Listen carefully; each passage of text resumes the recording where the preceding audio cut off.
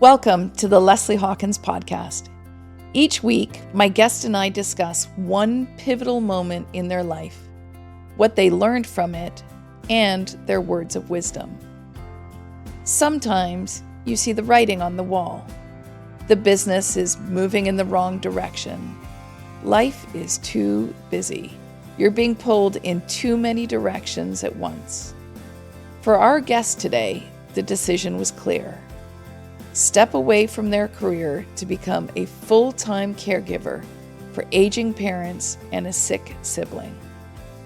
Along the way, learning how to navigate the complexities of our healthcare system, finding strategic allies, and managing the physical, mental, and emotional toll that caregiving brings. This is a story about family, strength, sacrifice, and what it means to show up for the people who need you most. So welcome to another episode of the Leslie Hawkins podcast. I am so grateful that you are all here joining us, and I am super grateful for a dear friend of mine to be joining, which is Beth Robertson. Hello. Hello. So Beth is a leadership executive with over 30 years of experience. She is the former head of Reebok Canada, which is where we met. Mm-hmm. Prior to that, she had many leadership positions at MLSE, which is Maple Leaf Sports and Entertainment. She is a management consultant and the vice chair on the board of directors for Dress for Success Canada. So Beth, I'm super grateful you're here. Thank you for having me. Thank you. Thank you. So as well as meeting, I think it was about 7 years ago at Reebok. Yeah. Mm-hmm. Since then, we have actually partnered with another couple of female leaders. Yes. And created this little group called the Fab Four. Mm-hmm. So we can, I think, really just lean on each other for all of these super fun and pivotal moments that we've all sort of had in life. Yeah, just staying connected and common interests and just respect for each other. Yes. And so we had a nice little bond when we were all working together. I don't think anyone wanted to lose that. No, not at all. Yeah. And it's great. Now, we didn't quite do the summer on the dock visit this time, but we'll get there. Yes. Slowly but surely. For sure. It's awesome. So this podcast is based on one question, which is, what is one pivotal moment in your life? And the reason that question is because we all have pivotal moments. And it's a matter of, in those ups and those downs of all of those pivots, some planned, some not, some in your control and some not, there's always a personal story that comes with it. And for those listening and watching, it's an opportunity for them to not only hear these stories, but also for them to feel like, okay, so it's not just me, and I'm not alone. Right. And so it's been amazing having these conversations, and I'm really looking forward to our conversation because I know you have an incredible story to tell. So let me ask you, Beth, what is that one pivotal moment in your life? Well, there's probably been a few of them, but the one that you and I can, I guess, relate to is when I left Reebok, and a little bit of the background of why. So the company was for sale. Adidas had put Reebok on the sale block. We were going through the sale process. And while that was happening, I started to, and even before that, but I really started to at that time encounter some significant aging parent issues, which so many people can, I know you can, so many people can relate to. So as that work situation was evolving, it really gave me the opportunity to think about, what do I want to do next? I had done the corporate thing for a number of years, and then this personal situation was starting to really impact my life, my work life, significantly. So it really weighed in on the decision, probably more than most people know. Yeah. To leave Reebok, and that was my choice. There were other opportunities, but I was needed elsewhere. Yes. And that is why I chose to leave. Okay. So first of all, when I was working with you at Reebok, Mhm. I didn't realize what was happening in the background. I didn't realize the significance of the aging parent situation you Yeah. had. So maybe you could share with the audience what you were actually managing at the same time. Sure. So that was actually the back half of that was during the pandemic. So some of it had happened before that, and I had two amazing leaders there that I ended up working for who were very empathetic, had themselves been through similar situations. So there were a number of times, some significant ones too, when I wasn't at a pre-line, as an example, because somebody fell and was in the Yeah. hospital, and I am it. I have siblings, but one is here, the other one is in Florida, and as it turns out, sometimes in families, it tends to fall to one person, Yes. often the daughter, if that's the case. And so that was the case with me. But I also had flexibility in that I had a very caring leadership group. I had amazing support from my staff, my team. And so I was dipping in and out, racked with guilt the whole time, like Crazy, isn't it? serious guilt about how am I missing this pre-line? Right. But I'm on the phone with Dawn in the hospital parking lot. Yeah. Like it's just, I felt terrible, but it's where I needed to be. Yes. And then the pandemic hit. At the time, my parents were still living alone in their condominium. Okay. But as I know many people can relate to, the pandemic caused a lot of issues, and the isolation and the inability to get out and all of that really contributed to further decline on their part. So my father was diagnosed with dementia some years before that, and then started to have a number of falls. There's just signs, Yes. things start to happen. The body doesn't work the way that it's supposed to because the brain is starting to lose its ability to tell the body what to do. Right. So there were repeated falls, some of which I didn't know about, because, you encounter your parents who want to be independent, who Yes. don't really want to have to tell you everything because they don't want to be a burden. I think there's also a bit of an admission of don't want to admit that Yes. some things are happening. Yeah. Anyway, there were a number of falls, and he ended up being hospitalized. Okay. Got out of that hospitalization, and then we started to go through the process of thinking about a higher level of care, assisted Okay. living and Yes. long-term care. Yes. So I can absolutely relate to the parents not wanting to. And I think part of it is they want to maintain their independence. They do. And I get that. Yeah. I mean, staunchly independent woman that I am. I get it. But also it's they don't want to worry you. Right. And it's okay, we've got this. Yep. And there was at one point when my parents were living in South America that I got an email. Mm-hmm.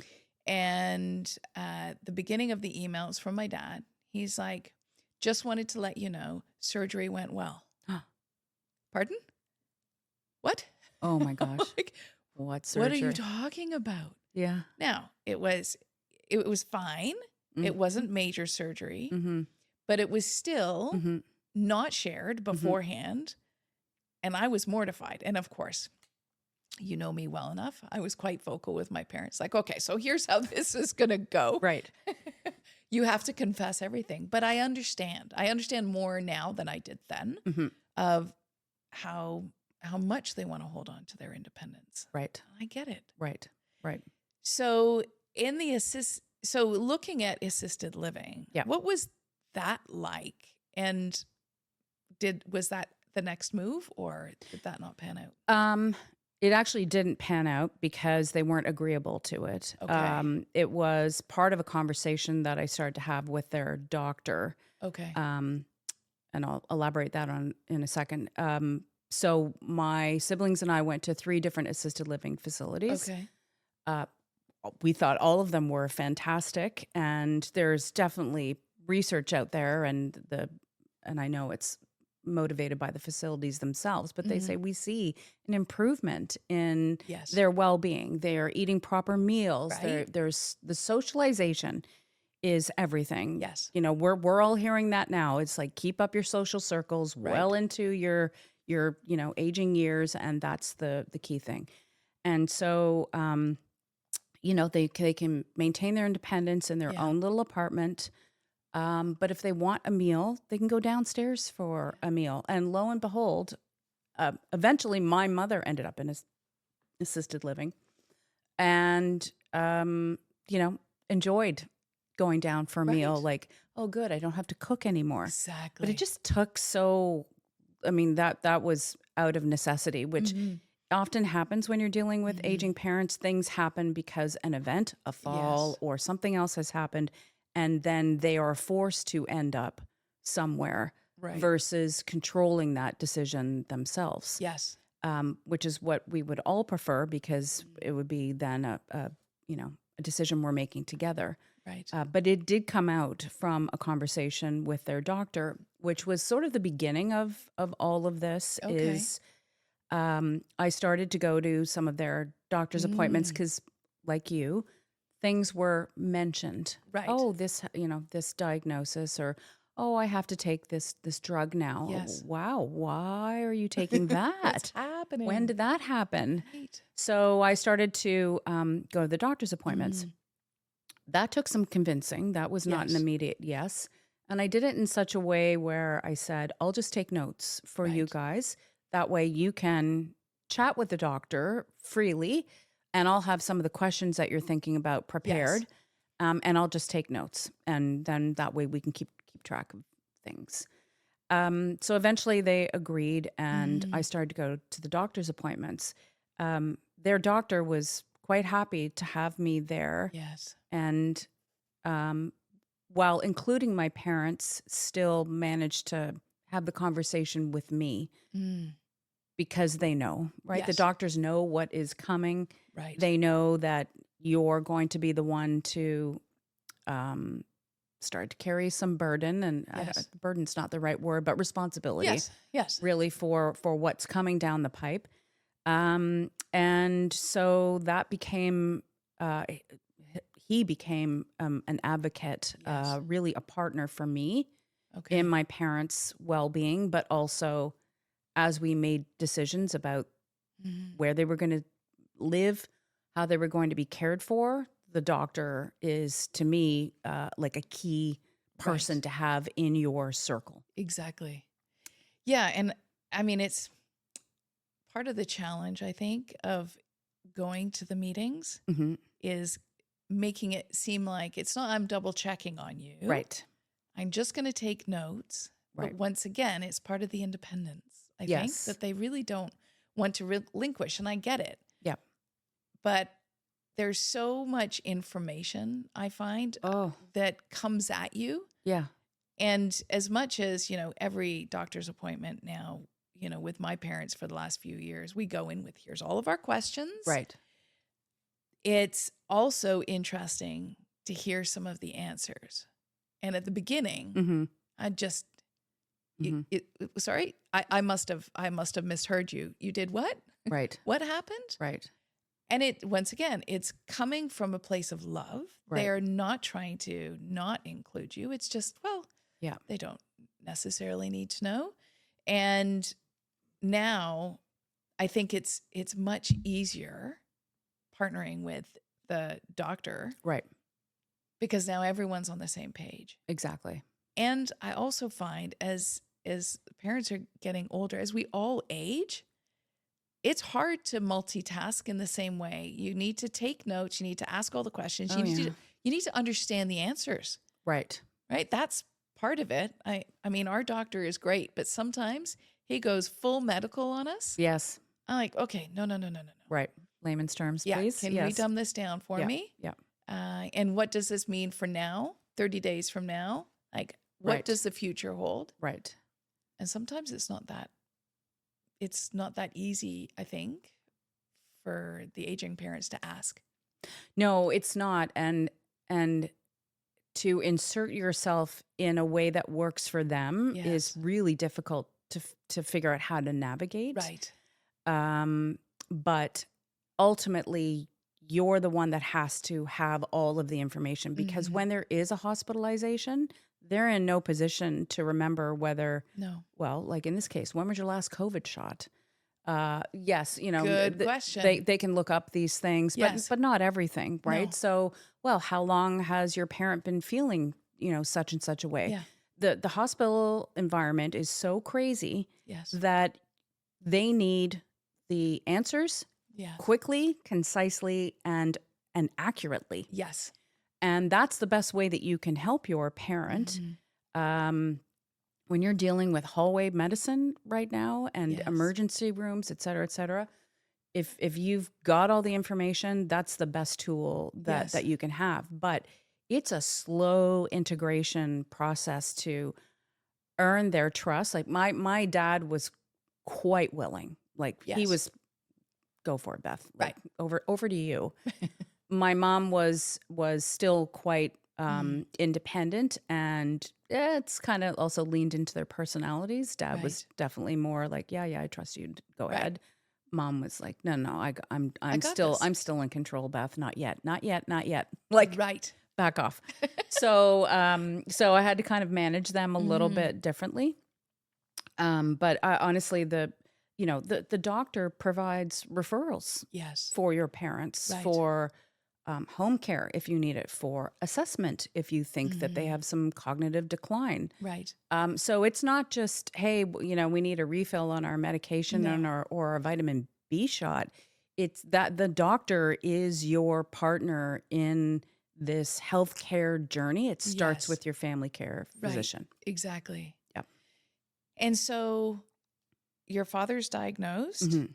and you for sure have been through the hospital care system. Yes. So what have you learned about that system, and how have you learned to navigate it? So I guess what I learned was um, pay attention to the signs and the things that are changing and get on it quickly, Okay. because it can be quite serious if you don't. Mm-hmm. And it is really hard when your parents are like, nope, nope, nope, like, don't need to go to the hospital. I mean, I literally dealt with, no, I'm not going to the hospital. Right. That's really frustrating. Mm-hmm.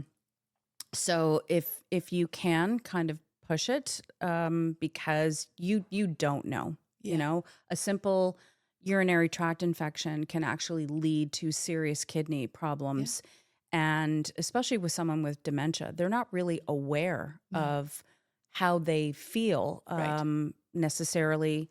And so anyway, that was a particular case with my dad. And so when we got him, so it ended up there was some delirium, but you don't know, like, what is the cause of the delirium? Yeah. He's riddled with infection. Mm. So I remember the emergency room doctor, who was amazing, said, yeah, honestly, if you hadn't got him here, soon, like, thank goodness you did. Otherwise, it would have been very serious. Like, his kidneys were dry as a bone. Really? Yeah. And Oh, so, wow. so this is the hard thing, right? It's Yeah. trying to decipher when your parents like, oh yeah, your dad seems a little confused. He's going to lie down. What does that mean exactly? And that's, I was living in Toronto. They were living in Oakville. There was Okay. a lot of driving going back and Yes. forth, and it wasn't easy to stay on top of things. We ended up moving to Oakville, which I can tell you about later. But yeah, it's hard. It's hard to stay on top of it. So I would say that's important in terms of the healthcare system is getting on top of things right away. Asking the family doctor, hey, these are the symptoms that are Yes. presenting. Should I be concerned? Right. Or because it's really easy to listen to the parent chirping at you, like, no, we're fine. Your gut's telling you something else. Something else. Yeah. Hallway medicine is the issue right now. Yeah. And how do you describe hallway medicine? Oh, it's the worst thing in the world. Yeah. Your parent is in the hallway on a gurney. It's so bad that the hallway has numbers. Like, here's hallway position number 1, hallway position number 50. Like, you're literally the gurney, the 8-foot, 10-foot gurney is numbered. Yeah. That's how many people we have Right. in the emergency room because there's not enough beds available because Right. it's just filled. It's filled. So you're there at God knows what hour for how many hours. Both of my parents have done the hallway medicine thing. My father, especially with dementia, very bad for dementia patients. Again, I'm very thankful for this emergency room doctor because he obviously knew what my dad's condition was and really worked hard to try to, and they have to triage and Yes. prioritize. But for dementia patients, when they're in a hallway, lights are on Yes. 24/7, people going by Okay. all the time. So my dad got very confused. We laughed about this later, which was kind of fun. Because I guess he had some recollection of it, but I also told him he thought we were in some hotel in Detroit, like Cool. yeah, and wanted to leave, as anyone would in that situation. Yes. So I left him at, I don't know, 2 o'clock in the morning or 3 o'clock in the morning, went home for a few hours just to kind of like shower, change, came back Right. at 7 and he's not there. He's moved down the hallway, et cetera, et cetera. By the time I get back, he's in full delirium, thinks he's in a hotel. Yeah. And so I found the doctor and kind of chased him down, and he helped as best as he could. And then eventually my dad ended up getting to a room. Okay. So you've got to be an advocate for your Absolutely. parent. Not everybody can be there until No. 3 o'clock in the morning. But that they're taking as good of care of your loved one as they possibly can. Yeah. But it's the comforting them, getting them a sip of water if they need it, if they're allowed. I don't know, just trying to keep them calm as, Yes. he's trying to like climb out of the bed. Yeah. Yeah. So, so did that once with him. And he was then hospitalized a second time. That was during COVID. So we weren't allowed in. Yeah. But again, had an amazing doctor. And Okay, this great. is a recurring theme Yes. for me anyway, personally, with my parents. Fabulous care from doctors and nurses. Like nurses in particular, nurses are the ones who bring your loved one, back to life and get them to heal. The doctors will fix them, but the nurses are the ones that help them heal and get them home, like angels, all of them. Absolutely. So I had this amazing emergency room doctor at Oakville, Trafalgar, who phoned me, took the time to call me. Okay, got your dad. Here's what's going on. He's doing fine. Wow. We're taking care of him. We'll give you an update in another, 6 hours or so, but not to worry. Yes, we're going to admit him. We can see the dementia progressing, et cetera, but just had the bedside manner was phenomenal. That's incredible. Yeah, it really was quite surprising, to be Yeah. honest. I didn't expect that. Agreed. And it's a terrifying time during the pandemic because you can't go in. Like you're leaving. I actually typed up a note Yes. because I had time. I can't remember the circumstance now, but I guess he had fallen or something, and the neighbor from across came to pick him up, which, was like the 20th time that had happened, Oh. which, Yes. was news to me. So the neighbor picked him up off the floor. I think they got him back into bed. And I think I said to my mom something like, we're going to have to admit him, like something's happening here. And so I can't remember where I heard this, but somebody during COVID said, type up a note and like pin it on them if they're Yes. not able to, vocalize for themselves. My dad was still vocal, could still speak, but not really, retain and Yes. be coherent clearly about things. So I just typed up a note that Doug Robertson, blah, blah, blah, blah, blah, and all this information about him. And I think they found that to be helpful. It is. So somebody gave me that idea. I don't know who that was. Anyway, he ended up staying in the hospital for, I think, a couple of weeks, then moved to a rehab floor. Okay. And then actually was admitted to long-term care because it was determined by the whole team there, including social worker, et cetera, that he could not return home at that point. Okay. It was not a situation where my mother could help, Mm. nor could any in-home care Okay. provide him really what he needed at that point. Just the dementia was starting to take over, and he wasn't able to even walk anymore. Was now bound to bed or wheelchair. So there's a critical point where that kind of takes over, and so then he went into long-term care. Yeah. Dementia is horrible. It is Like awful just to watch. it is awful. Yeah. Awful to watch. Way worse for that individual. Yeah, absolutely. Yeah. Absolutely.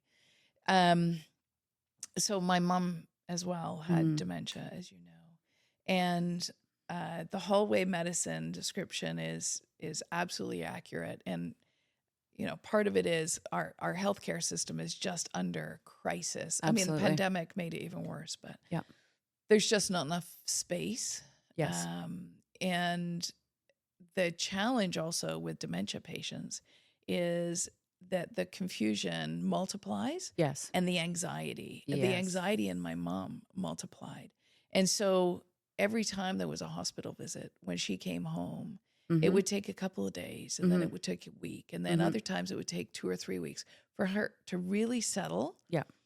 And calm her nerves and get her back to, you know, normal, whatever the new normal was. Right.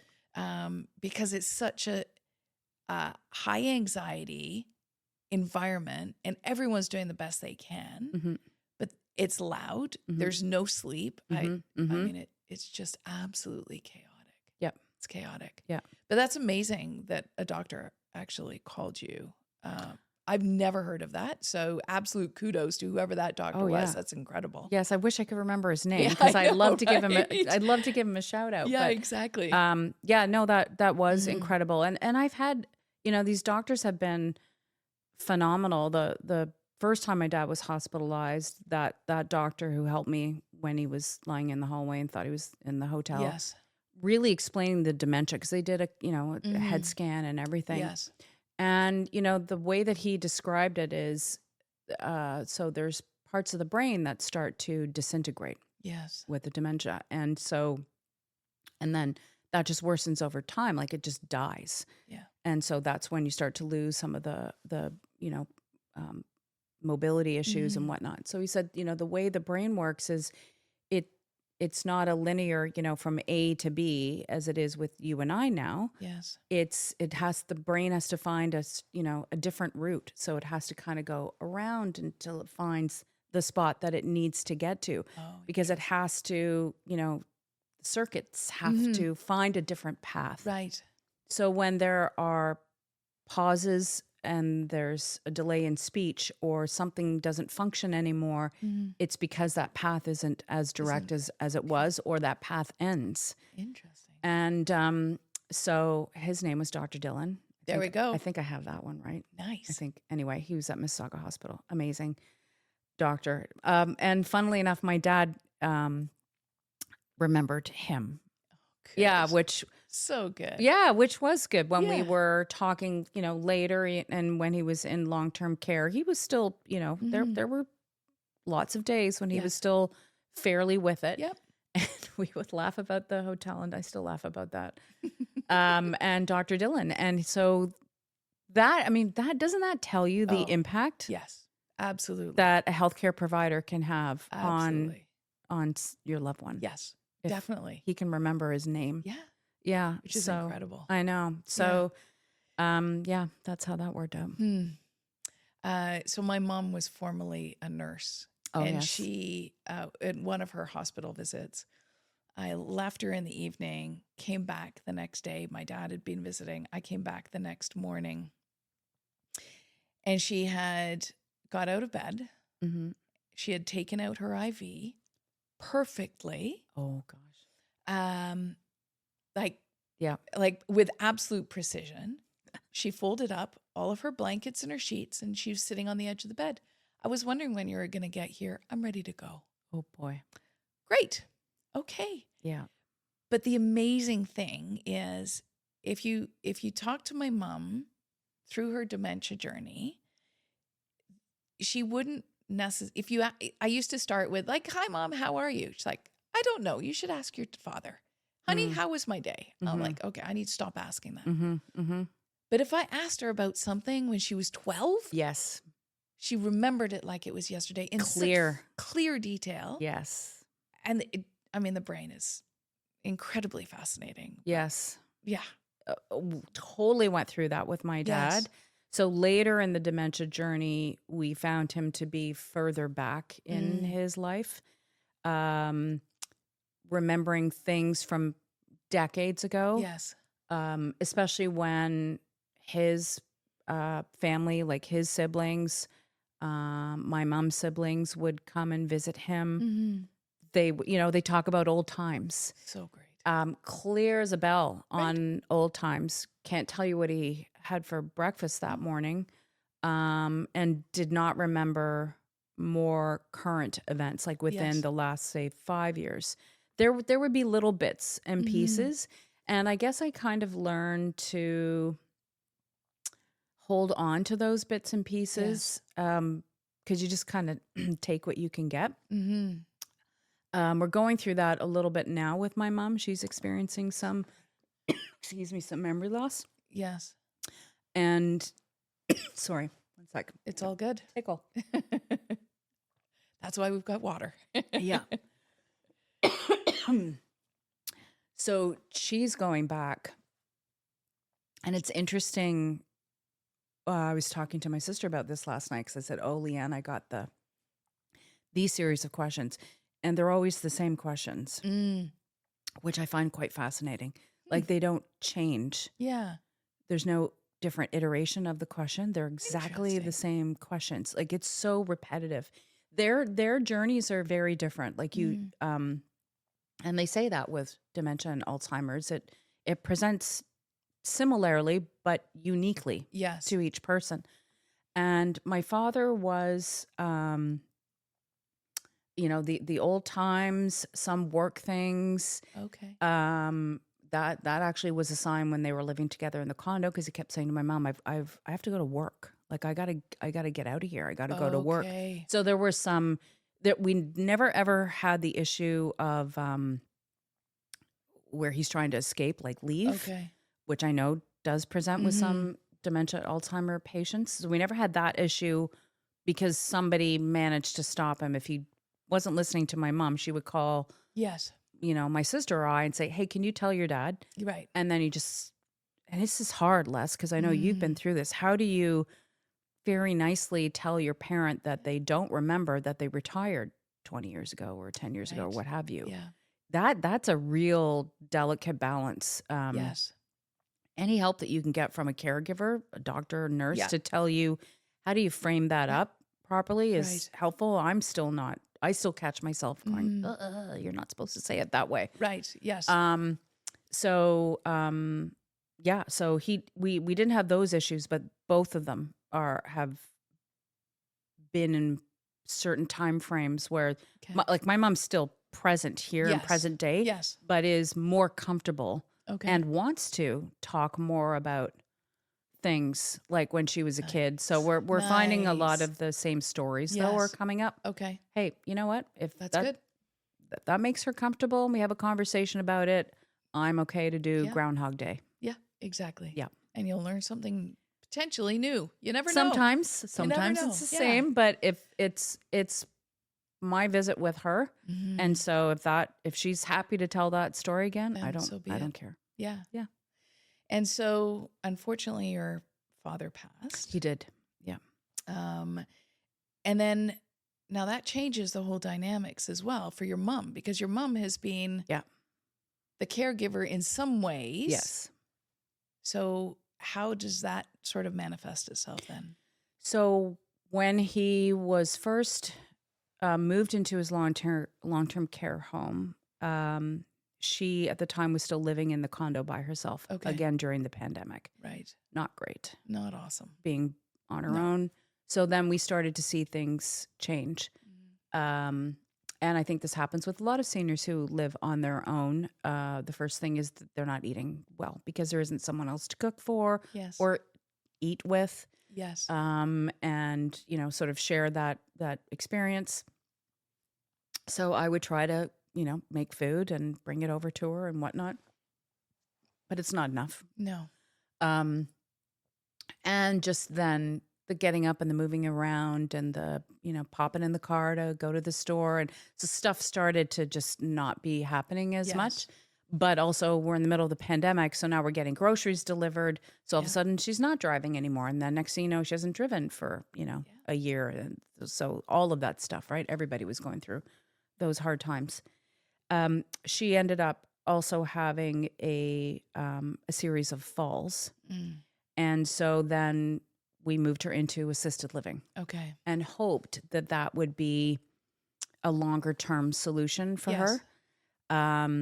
And again, partnered with the family doctor, had been through this before with my dad. Mm-hmm. You need to have a proper, not assessment done, because she was fine at the time, other than, from the physical falls.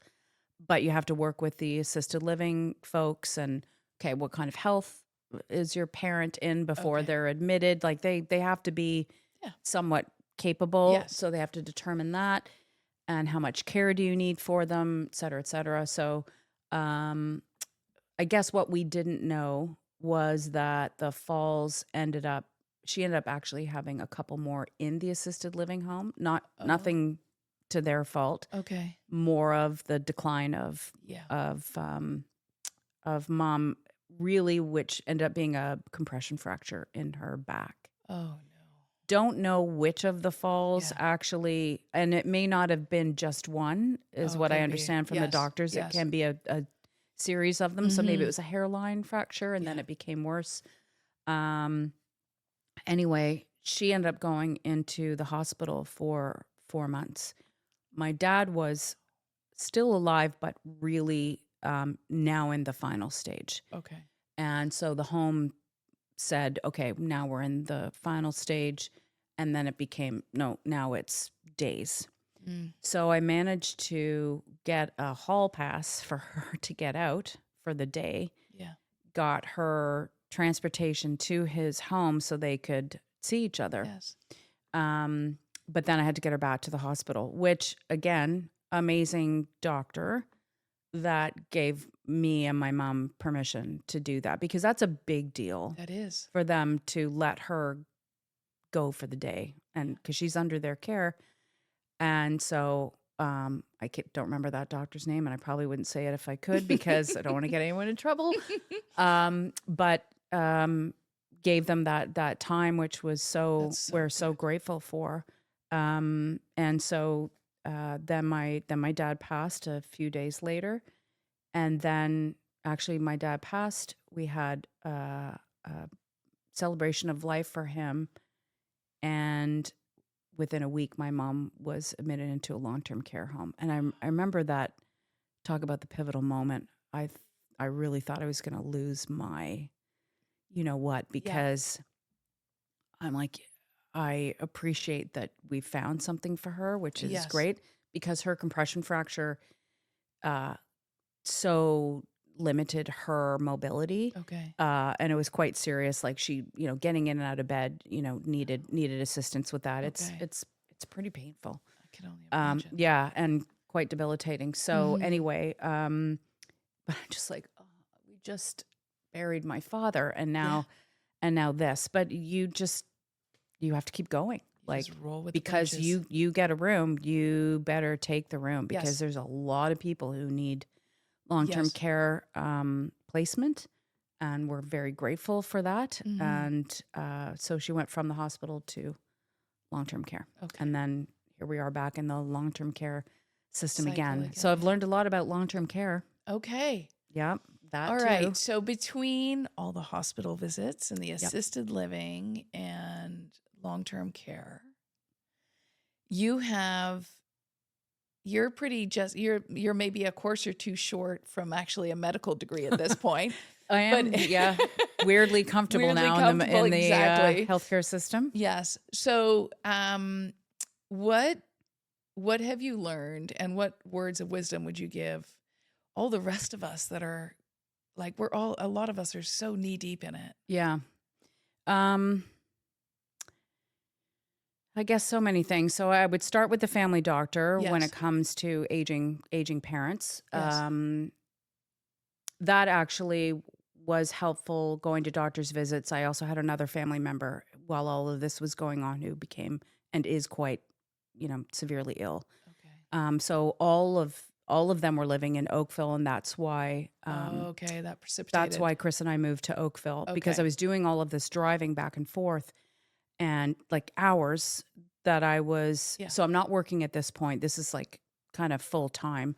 And I don't even consider myself a caregiver because I wasn't physically caring for them, but I was managing a lot of medical appointments, and you're the point person, You are. right? Luckily, we also had wills and powers of attorney all prepared, and that had already been done beforehand. But when you're the point person, like it was a full-time job It for me is. for a while there. So we ended up moving to Oakville so that we would be closer to everyone, so that I wouldn't have that drive, and that made things a lot easier. So I guess I would say if there's any way that you can simplify things, Yes. because you realize, oh, this is not like a short-term, acute No. issue. This is a chronic Yes. problem when you have aging parents. And so whatever you can do to simplify things for yourself, Yeah. make it easy for you, do that. Partner up with the family doctor because they're quite helpful, and get permission to go to all of the appointments. Okay. I did the same thing with the other family member who was quite ill at the beginning, because it involves multiple surgeries and some treatment, and was able to go to some of those early appointments as well, and just help with the influx of really intense, kind of scary, and volume of information. It's a ton. Yes. So, okay.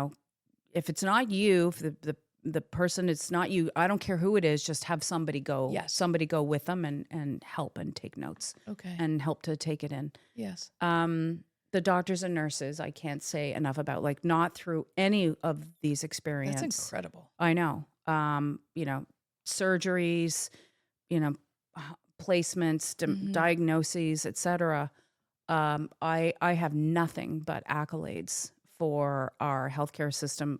Different hospitals, Yes. different set of staff. I cannot be more grateful. Nurses in particular. Yes. Because I'm telling you, when you're a patient, you are not fun. No.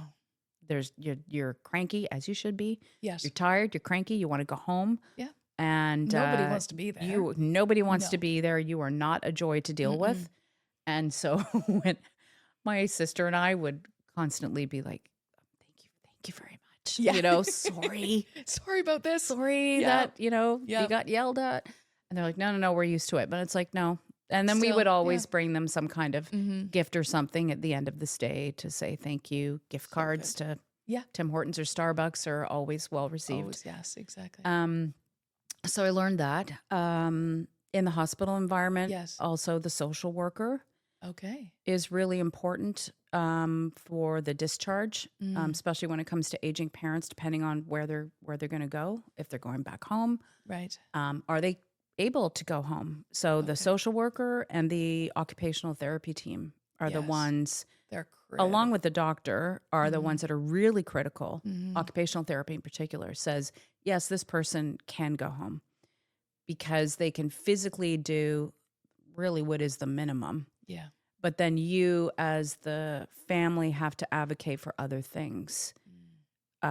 So I did that in my mother's case. I advocated for some additional tests because I could see some of the cognitive, like just some of the memory things were, and they don't know that because they don't know your parent, Yeah. but I did. Right. I'm like, no, that's not normal. That's not right. Yeah. So we end up getting, some additional testing done so that you're just armed with the information that you need, because in your gut, that returning home's probably not going to last very long. Okay. So I need to have the information. Right. As it turned out, when my mother was discharged the first time from the hospital, because she ended up going back 2 days later, Oh.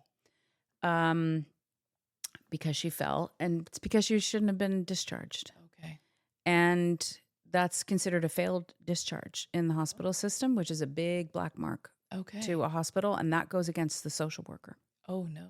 Yes, Okay. because there's pressure on the social worker to relieve beds, and if they are going to an assisted living home where maybe there's going to be enough support determined, we were, I thought, pretty vocal in saying no, we didn't think she was ready yet, but you realize it's kind of out of your control. Right. So I learned that lesson. Nope, you have to yell louder, be stronger. Right. So when she was being discharged the second time after her second stay in the hospital, I was like, nope, not going back. Yeah. Now we need long-term care. Right. Now We can't do I'm this. not doing this anymore. And it's funny because I felt validated when she came back to the hospital that first time after the failed discharge. It was the emergency room doctor who said, yeah, she should, this, Yeah. they're frustrated, right? Because they keep seeing the patients coming back. Right. And he was quite angry that she had been through all of that. So I felt validated. Like, yeah, I knew it. So, okay, Beth, you got to fight a little bit harder next time. Okay. Luckily, we managed to have a different social worker who was phenomenal. Awesome. And could see what we were dealing with and not just had empathy, but could just really see what was going on. And so we were fortunate to have had that situation. So, you've got the doctor, but it's the social worker, occupational therapy, and the charge nurse is really important in Who's the charge nurse? So she is the head nurse on the floor. Maybe she has multiple floors that she takes care of.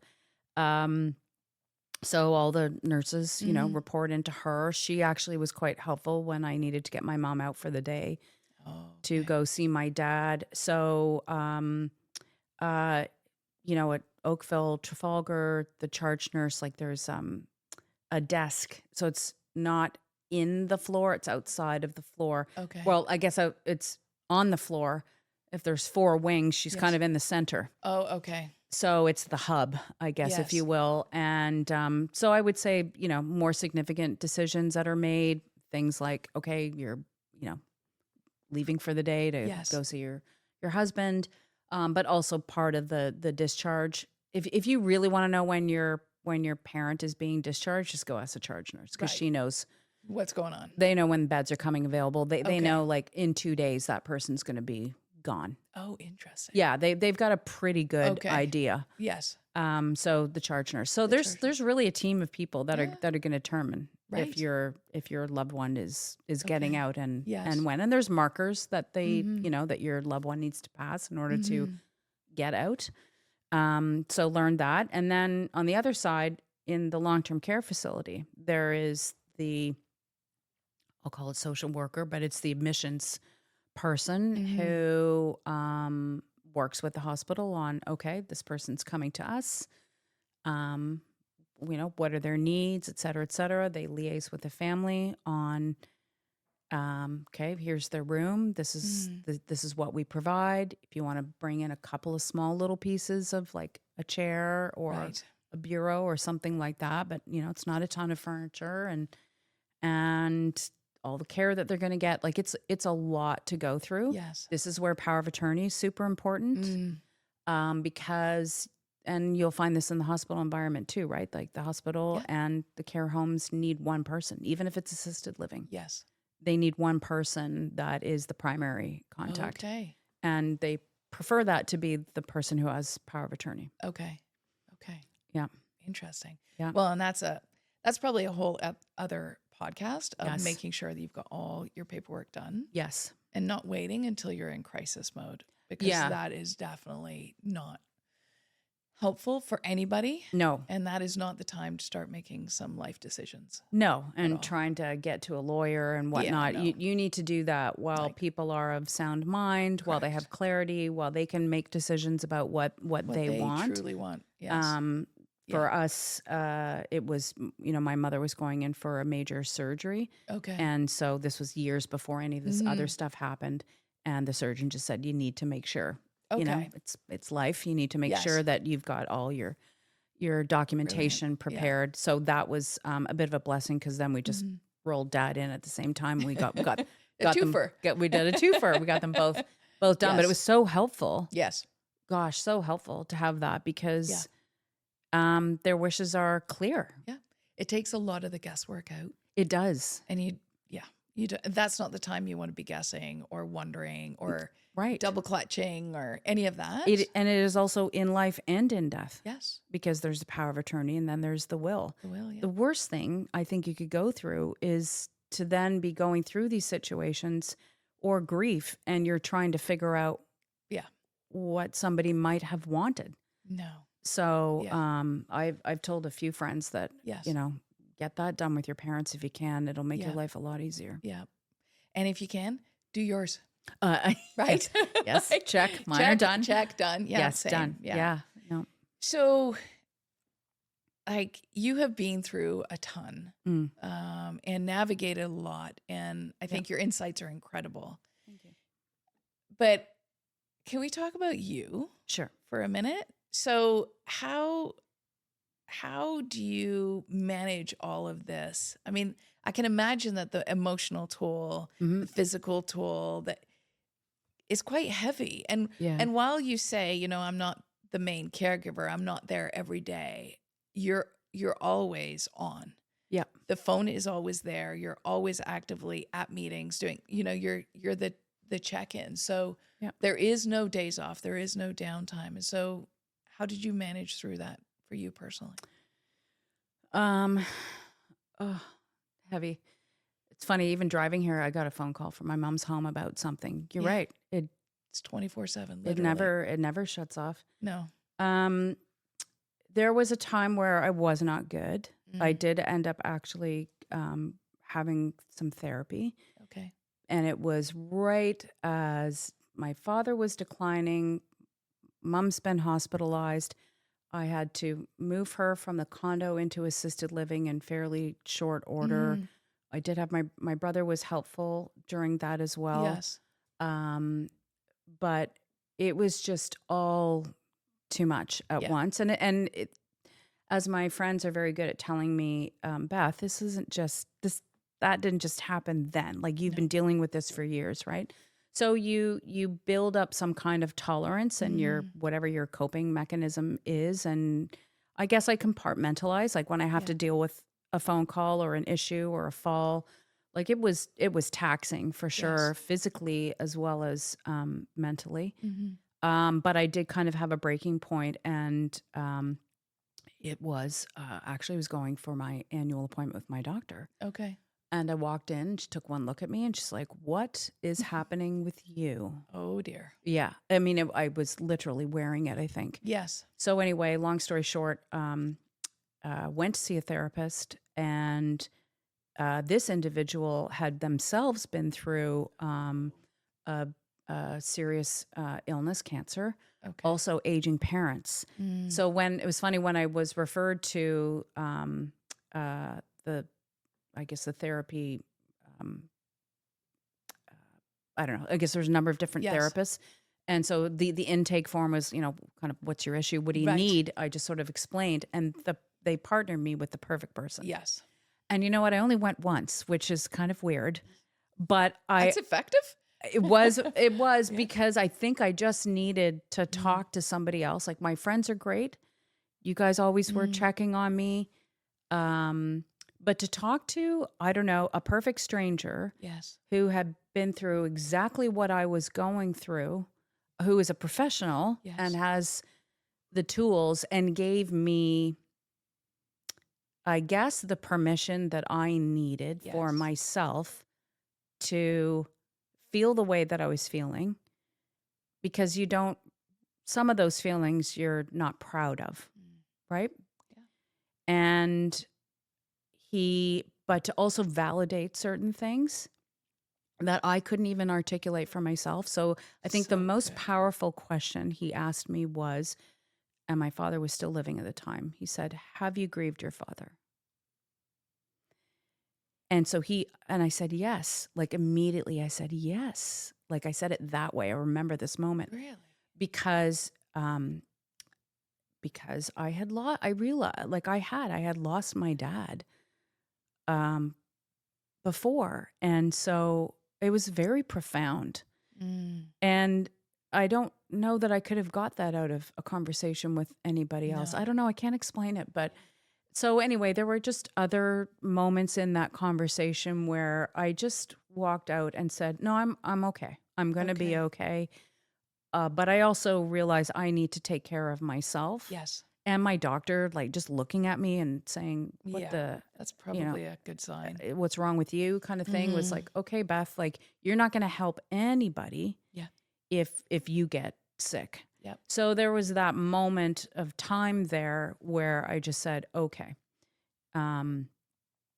you just can't burn yourself out, because it was, I guess, a form of burnout. Absolutely. And I had to do a better job. So, exercise, walking, being outside, fresh air, kind of saying no sometimes, or not just, I don't know, if I visited my mom for 2 hours, then just cut it down for an hour. Yeah. Go home and have dinner with your husband. Yes. Just, I don't know, little things, but important things. Very much. That made me feel like there was a sense of normalcy. Yes. Also, during that time, I started to volunteer with Dresser Success Toronto, which many friends, including yourself, encouraged me to do, because you need to have something for yourself. Yes. I was so engrossed in everybody else that I lost sight of what so easily done. So easily done. Yeah. We all do it. And just trying to physically be better, because, you're sitting in a hotel room. Dad, that was for you. Dad was talking to you. A hospital room where maybe you didn't even eat lunch, or maybe you're eating a Tim Hortons bagel because it was fast and quick. And it's like, oh, this all just has to end. Yeah. So just, I guess, a pretty pivotal moment where I said, this is still going to be a marathon. Yes. And you better figure out how to run the rest of the marathon. Right.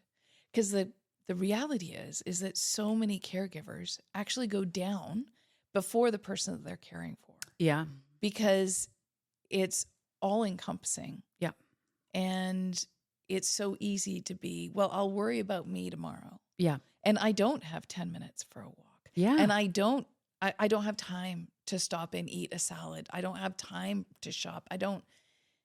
And the reality is that you're absolutely no good to the person you're caring for. Yeah. Or the people you're caring for, whether they're sick or not, or whether you've got a family at home. It doesn't matter. Yeah. If you don't take care of yourself, yeah, you're really no good to anybody.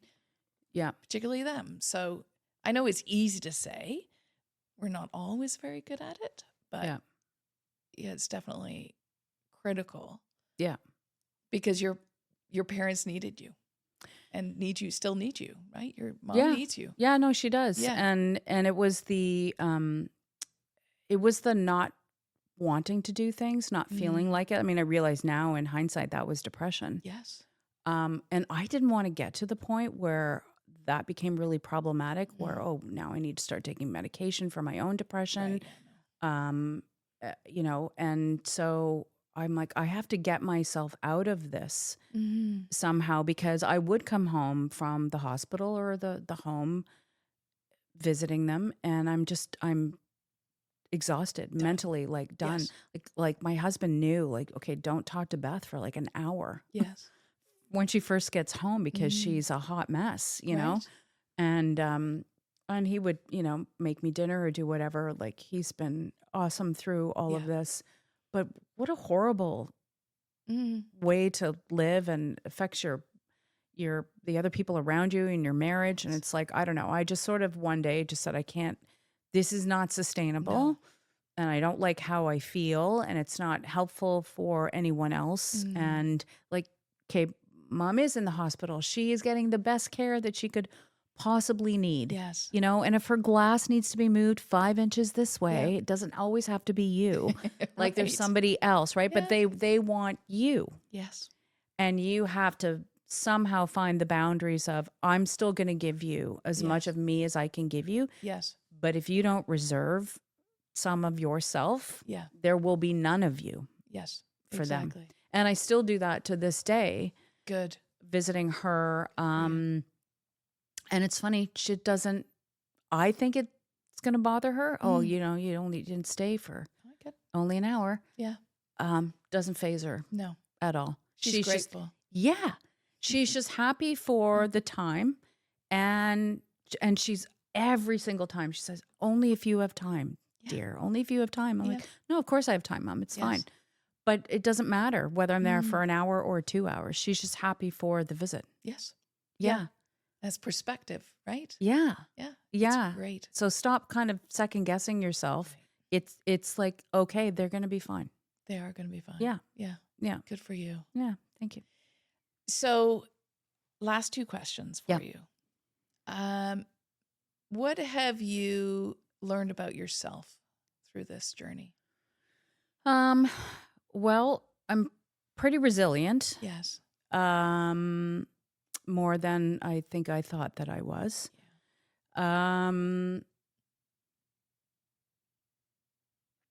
I think maybe I had a career in the medical field at some point in a previous life. I don't know. I would actually like to in another time in my future. Like I'd like to volunteer at the hospital. Yes. I would. I can't do that right now, but I would like to give back. Yes. I think in some way. So I've learned that about myself is that I'm grateful, very, very grateful for the care that my family has received. And I know at some point I'm going to need that care. So I would like to give back and do that at some point when I can. Good. Yeah. And I'm very also grateful, immensely grateful for my family, my husband, my friends, because that network that keeps you afloat. I can't even tell you how many phone calls my friends have all had, right? They, and still get, and they still ask, and I still talk about it. That circle of confidentiality, of safety, of protection, because they're protective of me, and also good friends that, like yourself, that remind me, like, you can't do it all. You're not supposed to do it all. You need to ask for help. And I've definitely learned how to ask for help and set up boundaries for myself. Yeah, for sure. That's amazing. Yep. So your parting words of wisdom to the audience of all the things that you've learned. Try to get in on the healthcare journey with your parents earlier. Yes. Than later. When you're in it, find your partners that are your advocates, like the doctors or the social workers or what have you. If your gut's telling you when you're in it that somebody needs an extra test or you want something else checked out, or ask for it, ask for it, ask for it. Don't be afraid to ask for it. That's what they're there for. And then I guess lastly would be, you've got to look out for yourself, because this is not a sprint. This one is definitely one of the longest marathons you'll ever run. Yeah, I agree. Yeah. I agree. Yeah. Well, thank you. Thank you for having so me. appreciate your time. My pleasure. For you telling your story. You and I are knee deep in it. Yeah. Have been at the same time. And to know that there's somebody like yourself who's going through the same journey. Yeah. It matters. And I've learned so much. I mean, yes, I have a good relationship with our family doctor, but I didn't even know who the charge nurse was. So all of these other people, I think it's absolutely invaluable information. And I'm grateful for you sharing your story. Thank you. And I wish you and your family nothing but the best. And the journey that you're on, that it may go the way it's supposed to. Thank you, Les. I wish the same for your family. Wish you all the best. Thanks for having me. Thank you for joining me today. I hope this story resonated and gave you something to reflect on. If it did, please share it with someone you care about, and be sure to subscribe so you can continue to hear more pivotal stories involving one question, one turning point, one powerful story. Join me next week with another guest on the Leslie Hawkins podcast.